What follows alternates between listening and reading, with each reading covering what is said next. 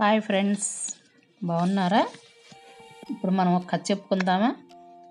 పూర్వము పెద్దయ్య అనే ఒక వ్యక్తి అడవిలో ఎండుకట్టెలు కొట్టుకునేవాడు అనమాట. కొట్టుకొని వాటిని అమ్ముకొని జీవనం సాగించేవాడు అనమాట. ఓ రోజు పెద్ద గాలి వాన వచ్చింది. అక్కడ కట్లు కొడుతుండగానే అక్కడ పెద్ద గాలి వాన వచ్చింది. ఆ గాలి వాన రావడంతో ఓ చెట్టుకి చాటుకి వెళ్ళిపోయి నుంచున్నాడు అనమాట. నుంచునేసరికి అక్కడ ఒక పెద్దది చెట్టు నుంచి పెద్ద గూడు ఒకటి కింద పడిపోయిందనమాట. అందులో చిన్న చిన్న పిచ్చుక పిల్లలు ఉన్నాయి. తల్లి పిచ్చుక బాధతో అరుస్తుంది. ఏంటి, అయ్యో పిల్లలు పడిపోయినాయి కదా, మరి గూడు పడిపోయిందని అవి అరుస్తూ ఉన్నాయన్నమాట. అరుస్తూ ఉంటప్పుడు ఆ పెద్దయ్య వాటిని చూశాడనమాట. అది గూడు పడిపోవటం చూసి వాటిని చూడగానే అతను ఏం చేయాలి, జాలి వేసింది అతనికి. జాలి వేసి ఆ గూడును జాగ్రత్తగా మళ్ళీ చెట్టు మీద పెట్టాడనమాట. తల్లి పిచ్చుక చాలా సంతోషించింది. చాలా అరుపులకి చాలా సంతోషించి అరుపులతోనే తన కృతజ్ఞతలు తెలుపుకుందనమాట. తను ఆ అరుపులు అరిసి తను కృతజ్ఞతలు అతనికి తెలుపుకుంది.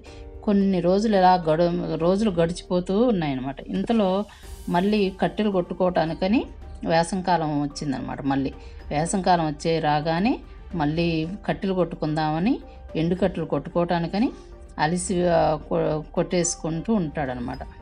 వెళ్ళి అలసిపోయి ఒక చోట ఏం చేస్తాడు, మళ్ళీ అలసిపోయి పెద్దయ్య ఒక చెట్టు క్రింద నిద్రపోయాడు. ఆ ఒక చెట్టు కింద వెళ్ళి అక్కడ ఇంతలో ఒక ఎలుగుబంటి అటుగా వచ్చిందనమాట. పిచ్చిక అరిచి పెద్దయ్యను నిద్ర లేపే ప్రయత్నం చేసిందట. అంటే ఆ పిచ్చిక కూడా అతను పడుకున్న కిందే ఉంది, పైన ఆ చెట్టు మీద ఉందన్నమాట.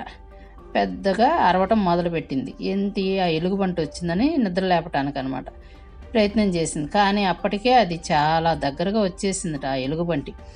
ఈలోగా పెద్దయ్యకు ఎమ్మటే మెలకు వచ్చింది. ఈ అరుపులకి వీటికి మెలకు వచ్చేసింది అనమాట.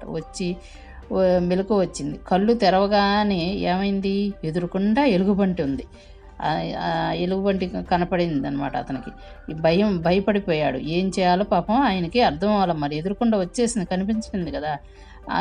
భయపడిపోయి అది ఏం చేయాలో అర్థం కాక అది అమాంతం దాడి చేయాలని చూసింది అనమాట ఆ ఎలుగుబంటి అతని మీదకి. అప్పుడే పిచ్చిక రయ్యమని దూసుకొని వచ్చి ఎలుగుబంటి కంట్లో పొడిచేసిందట. ఒక్కసారి వచ్చేసి కంట్లో పొడిచేసరికి అది బాధతో విలవెల్లాడుతూ ఉందట.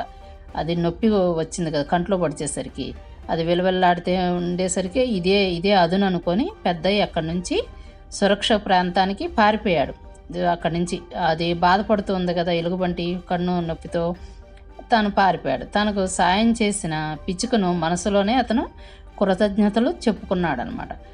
ఒకనాడు ఆ పిల్లలను కాపాడిన పెద్దయ్యను ఇప్పుడు తాను కాపాడినందుకు కూడా పిచ్చుక కూడా చాలా సంతోషించింది. అంటే తను అంత గుర్తుపెట్టుకుందనమాట. గుర్తుపెట్టుకొని నా పిల్లల్ని ఆయన కాపాడాడు కాబట్టి ఆ విధంగా నేను కూడా ఇప్పుడు ఆయన్ని కాపాడాను కదా అని తాను ఎంతో సంతోషించిందట కాపాడినందుకు.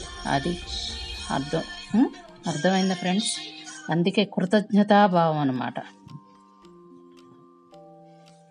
అది ఎవరైనా మనకి సాయం చేసినప్పుడు మళ్ళీ వాళ్ళకి మనం సాయం చేసి దాన్ని కృతజ్ఞతలు చెప్పుకోవటం అన్నమాట మనం.